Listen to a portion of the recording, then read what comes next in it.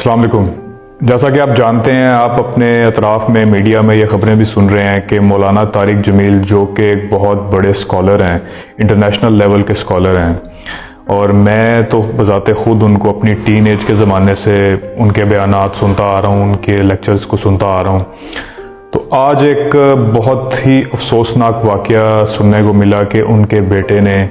اپنے آپ کو گولی مار لی بقول مولانا یوسف جمیل، جو طارق جمیل صاحب کے بڑے صاحبزادے ہیں اور عاصم جمیل صاحب کے بڑے بھائی ہیں۔ انہوں نے بتایا کہ گھر میں عاصم جمیل صاحب اکیلے تھے اور وہ بہت شدید ڈپریشن کے عالم میں تھے، اور ان کا الیکٹرک شاک تھیراپی بھی ان کو دی جاتی تھی، ان کو میڈیسنز دی جاتی تھیں، جس کی وجہ سے اپنی بیماری کی شدت ہونے کی وجہ سے انہوں نے اپنے آپ کو گارڈ سے بندوق چھین کر گولی مار لی، جس کی وجہ سے موقع پر ہی ان کی ڈیتھ ہو گئی۔ انا للہ و انا الیہ راجعون۔ اللہ تعالیٰ طارق جمیل صاحب کو اور ان کے اہل خانہ کو صبر جمیل عطا فرمائے اور ان کے بیٹے کے درجات کو بلند فرمائے۔ بات کرنے کا مقصد آج یہ ہے کہ ڈپریشن جو ہے وہ ایک بہت ہی بڑی کامن بیماری بنتی جا رہی ہے،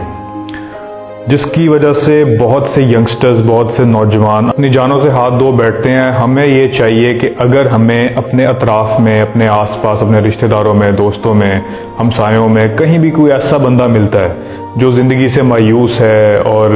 تنہائی کا شکار ہے، اکیلے پن کا شکار ہے، اور کسی بھی وجہ سے وہ پریشان ہے یا سیڈنس ہے اس کے اندر، اگر کوئی شخص ایسے سمٹمز فیس کر رہا ہے تو ہمیں یہ چاہیے کہ بجائے ہم اس کا مذاق اڑائیں، اس کو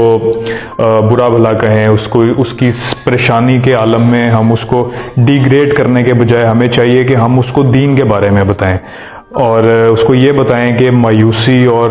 نا امیدی جو ہے وہ اللہ تعالیٰ کو کتنی ناپسند ہے۔ بجائے ہم اس کو ڈیگریڈ کریں، ہم اس کو ایک پازیٹیو راہ کی طرف لے کے جائیں، ہم اس کو امید دلائیں کہ یار ایسا نہیں ہوتا، دنیا کے اندر بہت بہت بڑے مسئلے ہو جاتے ہیں، پریشانیاں ہو جاتی ہیں، تو مایوسی جو ہے اس چیز کا حل نہیں ہے۔ لوگ سائیکالوجسٹ کے پاس جانا پسند نہیں کرتے، اس کو جو شخص سائیکالوجسٹ پہ جانے کی بات کرے اس کو لوگ پاگل کا لیبل لگا دیتے ہیں اس کے اوپر۔ تو ہمیں سائیکالوجسٹ کے پاس جانا، سائیکیٹرسٹ کے پاس جانا، ماہر نفسیات کے پاس جانا، اپنی پرابلمز کو ڈسکس کرنا ان کے ساتھ، یہ ایک سوسائٹی میں نارمل چیز کنسیڈر ہونی چاہیے۔ ڈپریشن یہ نہیں دیکھتا کہ آپ کے پاس کتنا پیسہ ہے، آپ غریب ہیں، آپ امیر ہیں، آپ چھوٹے ہیں، بڑے ہیں، بوڑھے ہیں۔ یہ کسی بھی سٹیج میں، یہ کسی بھی عمر میں انسان کے ساتھ یہ اللہ نہ کرے یہ چیز ہو جاتی ہے۔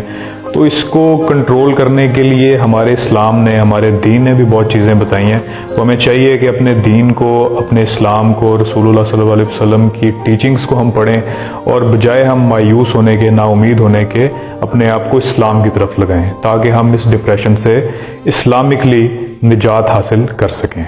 شکریہ۔